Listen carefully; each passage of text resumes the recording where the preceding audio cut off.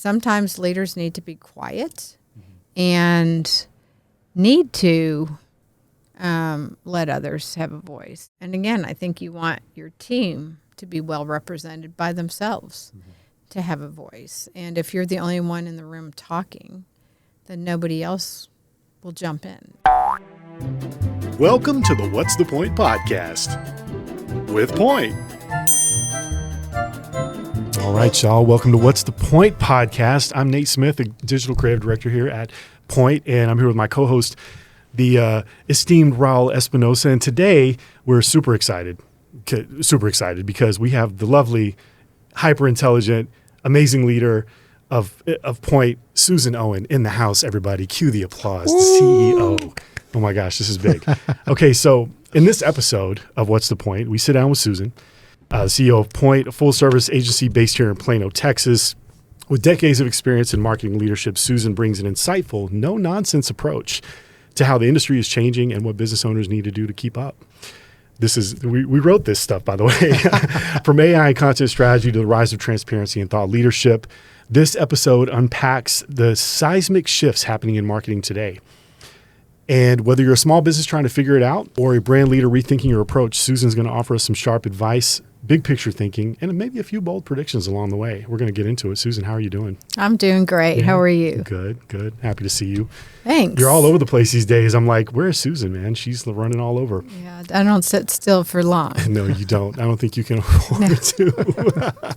Been a personal journey there. Yeah, no, that's good. Actually, it's so funny because we were just jumping right into it. We were just watching Thomas, your son. He's throwing a big graduation shindig for all his classmates and raising money for the Make-A-Wish Foundation at the same time. It was just on Fox 4 News, which is really awesome. We had to delay this recording just to see my little entrepreneur, Thomas. So he's a little rock star. So I'm really excited and really proud of both he and his twin brother, Ben. Yeah, they came by the entrepreneurial bug, honestly, didn't they? Yes. We're all entrepreneurs in our family, it seems. Your hub, Steve, as well, too, right? He's a business guy, right? Yes. Yeah. That's awesome. So we're going to get into a lot of things today, and we're really excited to talk to you about them because you have such amazing insights, and are an entrepreneur yourself, have had your own business, Berkshire Biomedical, right? So you've been down this path before, and also you've been back at Point because you were at Point previously. You were the CEO of Point back in the gap, like from. Was it like 2000? In the very early days, really, 30 years ago when we were spun off from Tracy Locke. Yeah. And we were reforming Point, and there was a group of 5 of us, and we restarted from the ground up. So it was really a fun time sitting around saying, what do we want to do? What do we want to accomplish? And what do we want Point to be? Yeah. And it was really a fun ride. Yeah, and a lot's changed in that amount of time. I mean, we've come so far as a world, as in the marketplace, as agencies are transitioning and evolving over that amount of time. And that's some of what I want to get into today, like with you, and really get your perspective on kind of where things are right now, and how what we do plays into it. Your thoughts around it. Where do you think the space is going? To really get heavily into that part of things. So I want to jump right in with this. So you've been leading teams and building brands for a while now, for most of your career. Yes. What keeps you excited about marketing? What keeps me excited isn't just the marketing. I think it's about building teams and really looking at people's strengths and trying to assemble a well-rounded team based on a lot of differences that we each have. I love team building, and I love to work with different people. And the marketing space has changed dramatically, in 30 years. I mean, just imagine. And obviously the internet came on, and cell phones, and digital, and what is digital? And everybody's got a different definition of that. Yeah. And how you reach consumers and businesses is very different. And I think it will continue to evolve. I think AI is here to stay. And I think we have to embrace it and really look at it as another tool for how do we do our jobs well Yeah. And how do we get the benefits out of it? Yeah. Yeah. That's one of the things when we talked, when you first came back on, we talked a lot about, you and I talked a lot about putting the right people in place and how magic can happen when you have the right people on your team, people that are fired up, that want to come in and create change. I like to call them linchpins. Seth Godin has a really great book called Linchpin. A big fan of Seth Godin, by the way. If you guys haven't read it, you should read Linchpin. It's an awesome book. It's about people that come in and look for opportunities to create positive change, no matter what the circumstances are. They just get the lay of the land, and they want to help any way that they can to add value to the mix. And I think that's really that's the mentality that you brought right from the get-go, is just like, we're going to make some shifts, but it's going to be for the better. It's going to be making positive changes and making sure that we have the right team and the right people in place. And it's going to create everything the point is and everything that we become to this day. And the right people doing the right jobs. Yeah. You have a lot of different talent. You just need to make sure they're in the right locations and doing the right things that are really pulling on their strengths. Yeah, that's amazing. So when you think about marketing today, what's one trend that you've seen that you think maybe is a little bit overrated or over talked about? And then what do you think, because we talked about AI, right? That's certainly one thing, and one that maybe you think is a little bit underrated. Like, what do people not talk enough about, or what needs to have more attention brought to it? I think the most important thing is not any one thing that maybe isn't as important. I think the most important thing is consistency. And I think most people and a lot of businesses fall short on consistency. Yeah. And it's kind of like anything in life. It's a philosophy. Do you get up every day and are you consistent? Or are you only there and really there 50% of the time? So to me, marketers have to be consistent, and they have to be doing things on a consistent basis. Otherwise, you have peaks and valleys, but you don't build upon that effectively if there isn't consistency. So I think that's probably the most important thing. I don't think, if you look at all the different avenues for how to market your business, that any one thing is more important than the other. I think you have to look at a company's business goals and say, what are we trying to accomplish? What are our challenges? And then you kind of back into what becomes the most important avenues. You might be doing some things really well, and you just need to add to that. So each circumstance, each business, even within each category, there's not a silver bullet to anything. You really have to be very strategic in how you approach things. Yeah, that's a really good point. I think that you mentioned something that I really loved there, where you said it's not so much a business philosophy as is it a life philosophy. Right? It's a life philosophy. It's a life principle. I think that especially from an entrepreneurial standpoint, I'm sure Thomas would probably agree with this, is that you have to be really regimented. You almost have to have an athlete's state of mind. You have to get up and you have to have such a regiment and know what you're doing every day. Kobe Bryant calls it Mamba mentality, right? Mm-hmm. Kobe Bryant says you have to get up and you have to know what your purpose is every day that you wake up, and you have to do everything that you can to work towards it. It's a marathon. It's really not a sprint. Oh my gosh. And if you try to turn it into a quick hit or a sprint, you're going to be disappointed. It is a marathon, and every day, every time you think, okay, it's getting really hard, maybe we just fail at something, whatever that may be. That's when you need to push through. Yeah. And I think the resilience as a person and as a business leader and as even teammates, when things kind of turn south, you got to just push through it. Man. If clients' businesses are having some challenging times, those that really push into the wind will gain leaps and bounds ahead of everybody else. When they pull in their horns, we're pushing out. Yeah. And so sometimes you got to go against the grain a little bit. Yeah, I think that's amazing advice. That's sage advice from somebody who's seasoned. That can only be gained with experience. And I think that the power of perseverance is such a powerful thing. And to know what your son's namesake, Thomas Edison, said, I didn't fail 10,000 times. I just found 10,000 ways not to do something. Right? You have to know that nothing's really, if you gain something from it, a knowledge set, nothing's ever really a failure. You just learned something that you needed to know. Yeah, right? One of my favorite sayings is sometimes you win, sometimes you learn, because it's, a lot of the mistakes things that we view as mistakes, or it's actually really great learning experiences. Yeah. And so that's one thing I just love that saying.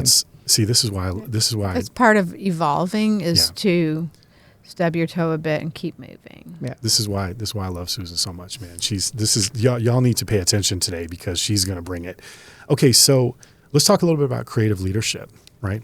So how do you approach, we talked a little bit about your leadership here at Point, but how do you approach leadership at a creative agency where it might be a little bit different from like the idea of traditional leadership? I think you've got to remain flexible, and I think you have to allow the creative process to happen and let people do their jobs and put the right people in the right positions. It goes back to knowing each other's strengths. And here at Point, we really talk about that a lot, even in our leadership meeting. When it's time to take a place, hey, that's not your sweet spot. Let's move you over here. And so I think it goes back to allowing people to be creative and giving them room to breathe, and not, while we have to have structure to get things done in a timely fashion for our clients, you have to allow that creative process to happen. And I think creativity comes from all people. And I don't think you have to have a creative title, but I think young people, middle-aged people, I think great ideas come from everybody. And it's not really even an experience thing. Some of the youngest, some are creative by nature, some are not, but wow, some of the ideas just blow you away and where they come from. So I think you have to have an environment that breeds that. And part of the reason I like being face-to-face is you don't lose that momentum of what happens. It's like magic in a bottle. When you put a bunch of really smart people in a room and you explore different ideas, the amount of magnitude that increases through just good ideas is unbelievable. And you can't do that on Teams, and you can't do that on Zoom. And then if people kind of really like each other and it's a really good team together, they feel well supported, and then they feel vulnerable to give good ideas. And I think that's really important. It's so funny that you say that. Number one, we talked about the good ideas can come from anywhere. We say that a lot. Within our own business to each other, we're always like, hey man, good ideas. That's why we hold our big team brainstorms, because they're the best. They come from the most unexpected places, and they're so much fun.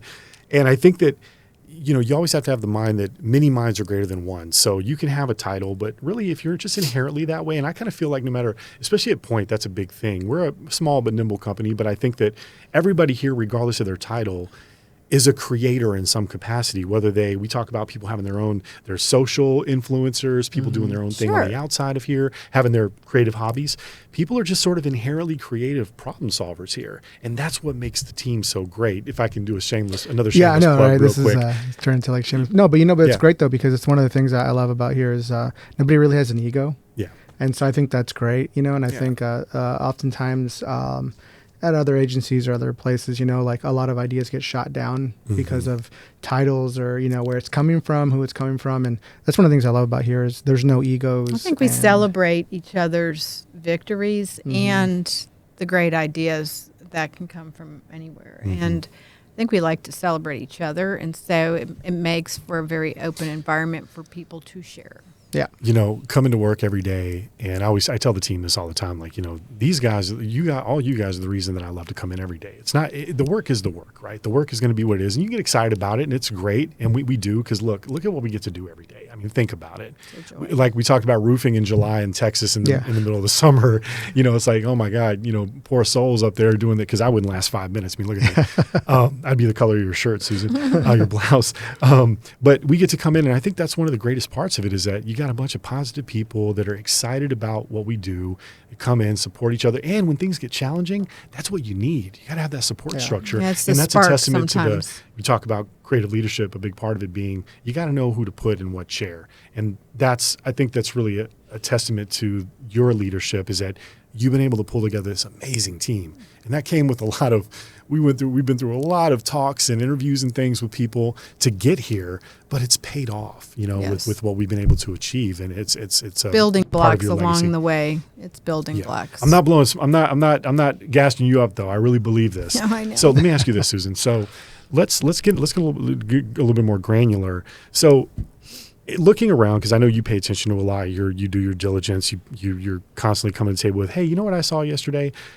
What's a marketing campaign, one that wasn't one that we did, or now one of your own in your entrepreneurial endeavors, that made you stop and say, that was smart. That was really great. I am a big believer in a lot of different things. I think the one that sticks out in my mind is Apple. And We're laughing because Hopefully we're not we picking talked the about same Apple one. in the Because we've last talked Well, about it. I mean, no, because they're great. It's Yeah. they not- really are phenomenal. Yeah. And I think what I like about it is it's very simple Yeah. and it's intuitive and you get the message. And I think they're phenomenal marketers. They are.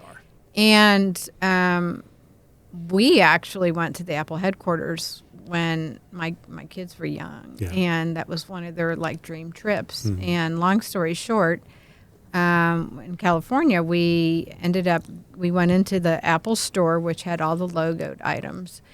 And this lady that was helping us kind of fell in love with Thomas, said, would you like to come in for lunch? And we're like, wow, we can get behind like the pearly gates, Yeah. And we got in and we got to eat in the cafeteria. And then I remember walking down this long hallway and it was a saying from Steve Jobs, which is, okay, what's the next big thing? And if you think about it, it's such a simple statement. Yeah. But I mean, you were great today, but what are you doing tomorrow? And you never stop to evolve and to change and to look at where the world's going and how are you as marketers moving in that direction, and what's the next big thing? What is it? And so I think you always have to be questioning what's next. Mm-hmm. And so that would be the one thing that kind of comes to mind. Yeah. That's amazing. Yeah. Apple. We've talked a lot about Apple, and we're fan. Yeah, people, I like to say fanboys, I'm an fangirls. Apple fanboy, but I am too. I am just totally. because I mean, like even their logo, as an It's example, just simple. it's so simple. It's almost frustrating how simple Yeah. it is. Even Because you're the like, way how do they come up with something so look at how simple? they've look at just if I go off on a tangent real quick. Look at how they've impacted everything from the way people are packaging their stuff now. Apple, you could almost say Apple is the reason that people even do unboxing videos. Yeah. Because they made it an experience. Every Yeah, they did. facet of everything they did, it was so well thought out. Shout out to Johnny Ive, who was their product designer and came Yeah. up with a lot of those ideas, but also in the same breath, trying to be sustainable as well. They care about, they're really driving things. And we talked earlier about how impactful they are and how much they actually dictate the direction of the market. Yeah. Not just in tech, just in general. From automakers, any other people that you look at, they followed that Apple template. They have been so impactful, which is really a testament to the work that Steve Jobs and Steve Wozniak did. Just when they started. Well, the and company. then when you say packaging, the other one that comes to mind is Drunk Elephant. If that's a good one too. even just getting Yeah. their emails, they're Yeah. so clever. Mhm. And For they're- those who don't know, what's Drunk Elephant? I actually don't it's know a either, but- cosmetic face cream and beauty. Yeah, beauty line.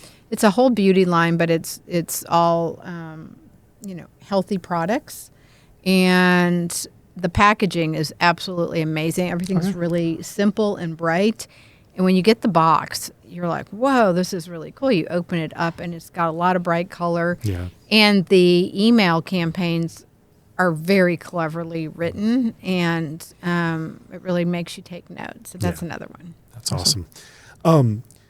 What's something? Let's talk a little bit about business owners and kind of their perception of marketing today.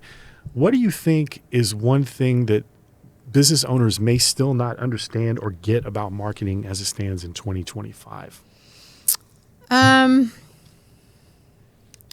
I think different business owners have had good and bad experience with different marketing folks. Sometimes they bring it in-house because they think, oh gosh, we can save money.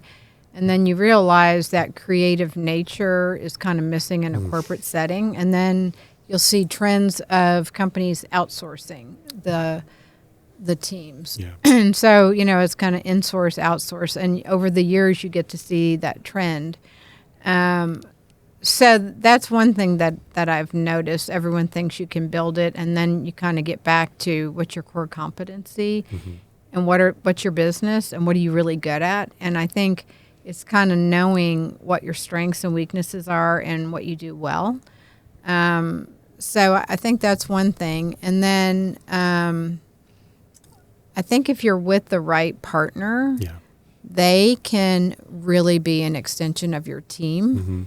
And you can get so many more great insights and ideas, even outside of their normal team, just by using a great agency that gets building brands, but not for creative sake. It's truly understanding the business goals and how you go about, really writing a strategic plan to meet those goals. So I would say that as well. That's really great. And I think we've talked a lot about a scalpel is a very complex instrument, but it's a very different result when it's in the hands of a child versus a skilled surgeon. Yes. Not to call anybody a child, but from an understanding perspective and a studied perspective, right? You have to know, and again, we function that way too as a bolt-on to a lot of companies, and we work with internal marketing teams, right? So where people do have those who can facilitate internally, because there are so many tools at everyone's disposal. People have they're much more savvy than they were, and everybody has these avenues to be able to do certain things. But somebody who's studied or seasoned in a certain area is going to help you be much more effective. We presented a new brand. It's a company that's just getting launched and has been existing for a bit.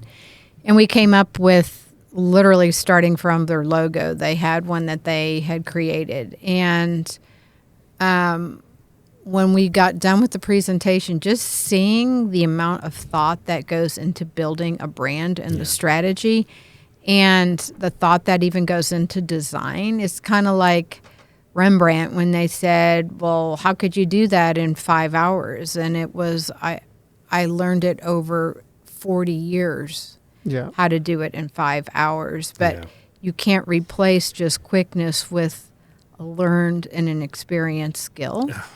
And I think it goes into depth of thought that you think of every detail that some don't even pay attention to. So if you're with the right people that are really in the boat with you and want to see your business succeed, it's a very different feel from a relationship perspective. Yeah. So would you say that's probably what makes an agency like our own more valuable to a business today beyond just executable deliverables? Is a strategic partner that is tailored to your business, that understands your goals and functions almost as people inside your business? Would you say that's probably absolutely. And I think the more information that you share, we are data driven at Point. So we really like to look at facts. Sure. And many of our customers literally give us the keys to all their sales so we can analyze them and know where we're going. And I think understanding and being data driven and data informed is the key to the future. And you say, okay, well, everybody thinks that. Not everybody does think that, but not looking at the data along the way, I think you're not going to ever get a silver bullet all the time, but you start the tweaking process. And through that, I think you start refining. Yeah, it's never a set it and forget it kind of thing. It's constant optimization. But I think that we talked about that a little bit with Jay, where we got into balancing creativity and the insights, to not lean too far one way, but allow the other to inform the data, to inform creative, to allow you to make better decisions with your messaging. Well, and even what's the best approach for this business problem, and what are the best tools to bring? That's a very specific reason why Point was built the way it was, is self-reliance. We can control our deadlines because we have people in-house. We have people that are working full-time in-house. And we're in control of our own destiny. And I think from that comes a much greater strength that we bring. Yeah. So that's a really great segue, Susan. So if somebody's coming in, so let's say somebody's looking to hire an agency partner, right? They come in, and if they're listening to everything you're saying and they're thinking about, man, I really need an agency to help me solve these problems for my business. What questions should they come in and ask first? Like when you go through that, generally we come in and how we do like a mini discovery with people just to kind of find out where they are currently. We've probably done some level of an audit. What questions should the business come in to ask the agency when they're looking to score a partner that's going to be best for what they do? First, I think just being authentic. Those conversations that go best are those where they're just real people. They come in, they get to know you as an individual or as a team. They get to know you as a person. It brings down the barriers, brings down the walls. And then I think understanding the philosophies of the company, the marketing company, like what are you about? Like what's your vision? What's your mission and vision? Because from that, everything else evolves. So it'll say what is most important to you. And that's a really good question. And then I think just understanding what the agency gets excited about and what they think they're really good at. And a lot of people ask that. What are you good at? You can't be good at everything. And truly, you can be good at many things because you have various team members that have various skill sets. And so to build an integrated company that thinks from all regards, you have to build it where you have strengths in each of the different core competencies. I think that's something we talked a lot about where, many of the people that we talked to, one of the things that we talked about was when we went through a rebrand last year, and one of the things we talked about was point being both a noun and a verb. We try to help point you in the right direction so you can arrive at the point you're meant to be at, but we help make sense of the chaos because marketing is so disparate nowadays, and a lot of people working with different agencies.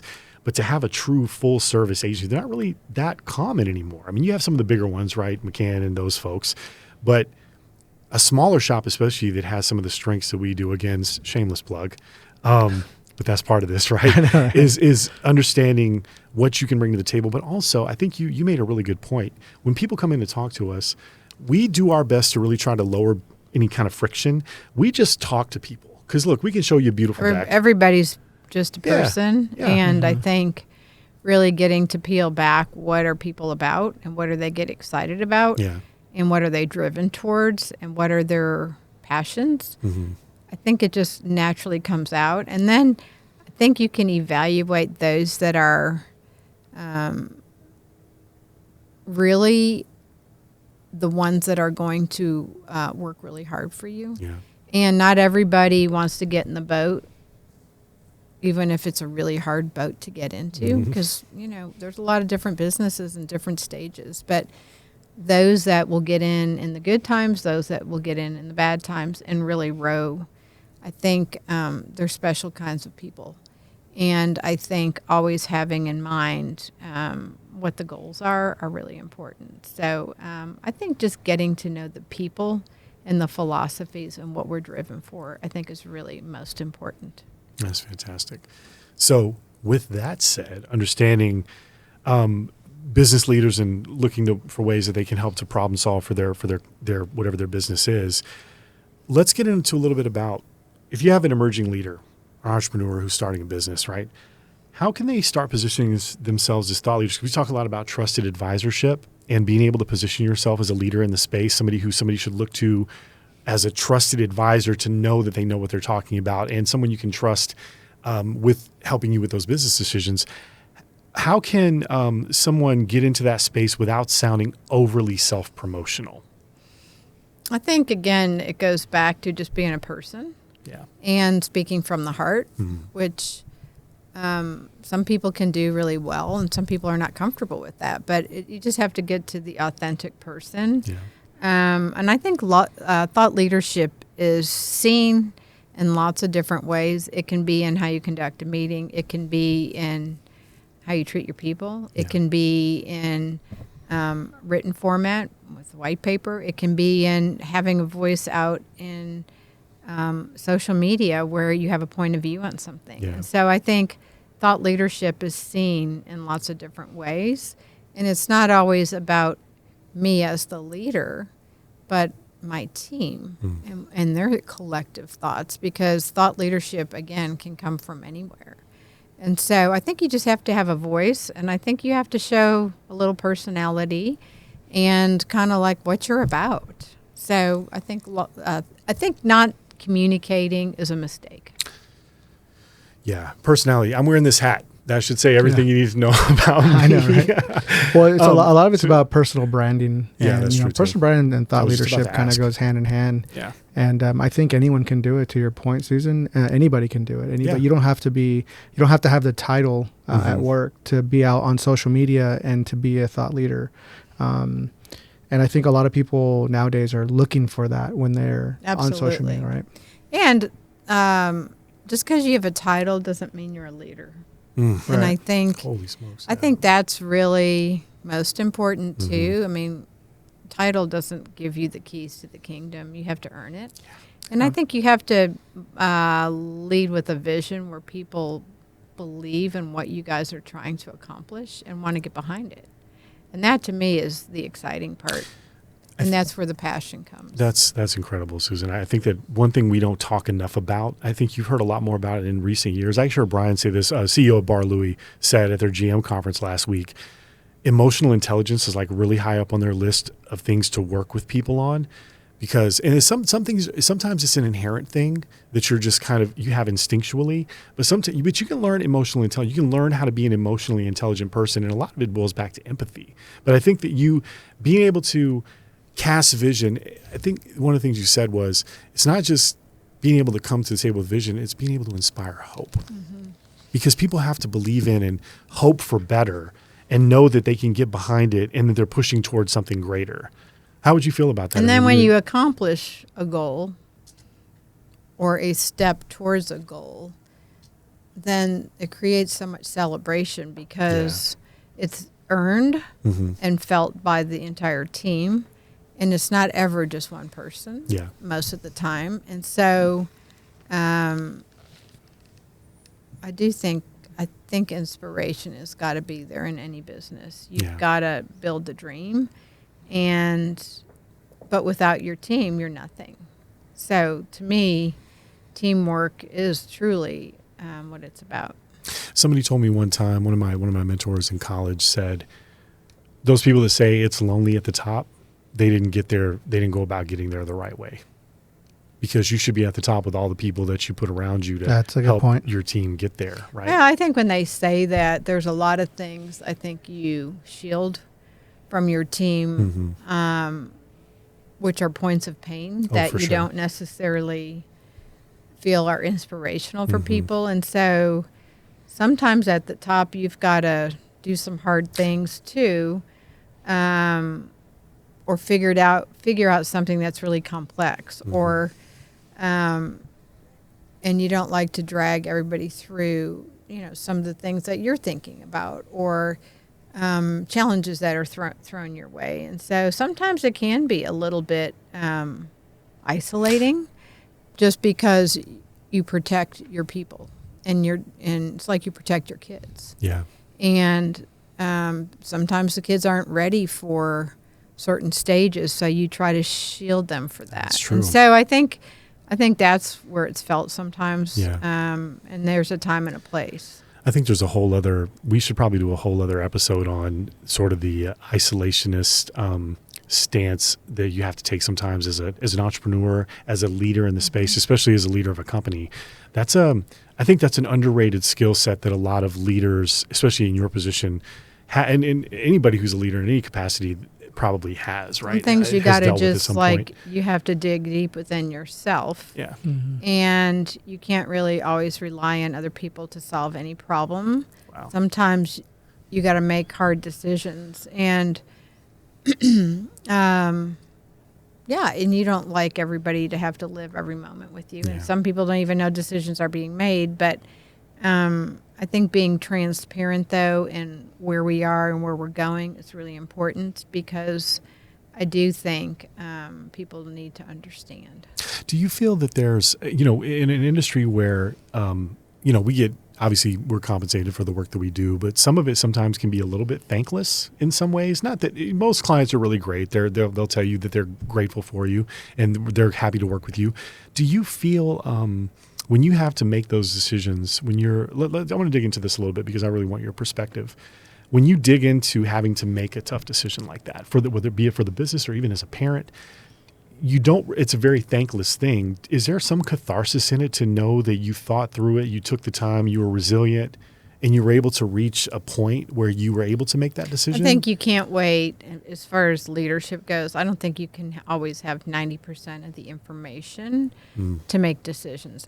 Sometimes you only get about 75%. And as a leader with experience, you just have a gut feel and you just got to go with it. Yeah.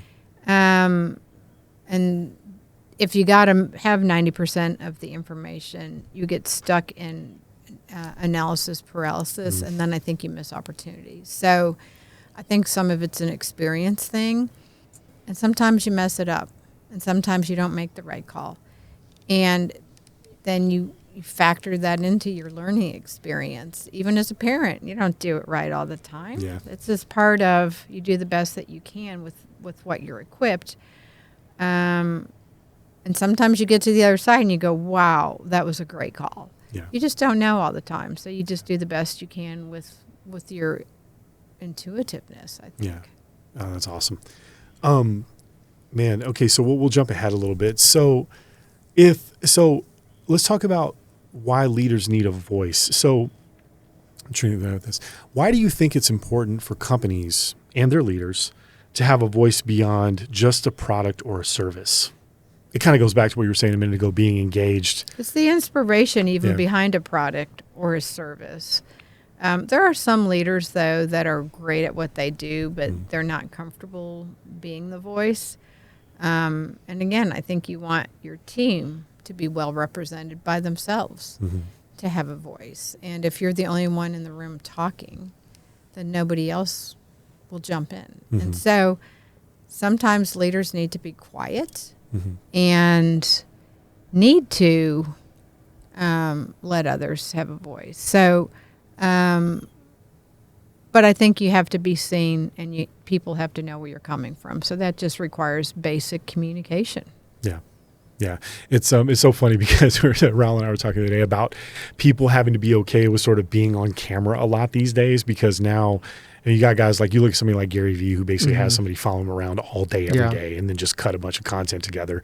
And that's a little bit of a leap from what some people are used to, right? Some people are used to just kind of being able to go about their day, and maybe they get interviewed by the media or something like that. But to just have someone always on you like, hey, we need to grab this, because that's just the world we live in. I think it probably speaks pretty greatly to that point. It's like, hey, I may be okay getting up on stage to do a TED Talk, but to just be throwing up a bunch of stuff for social, it's kind of like, it's weird. I don't like the way I look on camera. I don't like the way I sound. Nobody likes sounding their own I don't voice. think anyone likes Nobody it. likes but it. Yeah. I mean, it's great though, because it's just a way to be very transparent, and for people to really get to know you. I think it's just so important nowadays to do it. And I really don't like being on camera. Yeah. But I mean, I'm used to being on the other side of the camera. I think it's always, you always hear people say, like, people, you have to put words into action, because people don't know who you are on the inside. You know who you are on the inside, but other people don't. So we had talked a lot about, it's also a great way to share your journey, because that's something some people are going to be able to relate to. I was watching a content creator on YouTube the other night, and she's a musician. She said, a big part of being successful doing this is sharing your journey. Just share with people what you've gone through, because there's got to be somebody out there that has gone through something similar, maybe not the same thing, but something similar. It can really inspire somebody into action. And it gets to be knowing the person, kind of like we talk about even in our leadership meetings. Sometimes we spend the first part of the meeting just talking about what's going on in our lives, and exciting things or successes or something really personal that was like, gosh, I got to share this. I'm so excited. And so I think it gets back to really knowing the person. And it's not just about, well, we've got business. Well, I'm all about the business. Yeah. And I'm all about getting down to business, but I also think you got to be people first, and you have to share life, because we spend a lot of time together, and part of going through the journey is sharing life, and I think that is part of the leadership role, and some do it better than others, and some purposely don't like to be that kind of a leader, but I personally think for what we do that it just gets a better product at the end. Well, a big part of it is because there are a lot of places that say similar things, but if people like you and they feel connected to you, the likelihood that they're going to choose you as their partner or somebody they can trust to work with and have a good time with, because people have to like working with you. You have to have excellent skills, and you have to have really good talent. That's a given. Sure. But at the end of the day, if they don't like you, like, who wants to do business? And life is short. Who wants to work with people they don't enjoy? Or they don't think really are, along for the long journey, because it is a marathon, not a sprint. That's very true. I think that's just good life advice too, because that's just you gotta be ready for the long haul, and it's okay. There's going to be, for every mountaintop there may be a valley, but at least you're better prepared to wade through the valley for a little bit if you need to, and know that it's not the final stop. It's just one on the way. So Susan, this has been amazing. Like, just getting this insight from you and hear it from a business perspective, but also a life perspective, has just been beautiful. So I'm going to ask you this one question. It's a loaded one, but so take your time if you need to think about it. But so I want to talk a little bit about personal branding in the age of LinkedIn, especially as it pertains to business, right? Because we function heavily on LinkedIn. It's where a lot of our partners spend a lot of their time. So we put a heavy emphasis on the amount of marketing we do on LinkedIn and how we put our voice out. So how important is it for strong personal branding for CEOs and executives in 2025? Should leaders be visible and vocal on platforms like LinkedIn, or does that vary by industry, just based on what you've seen?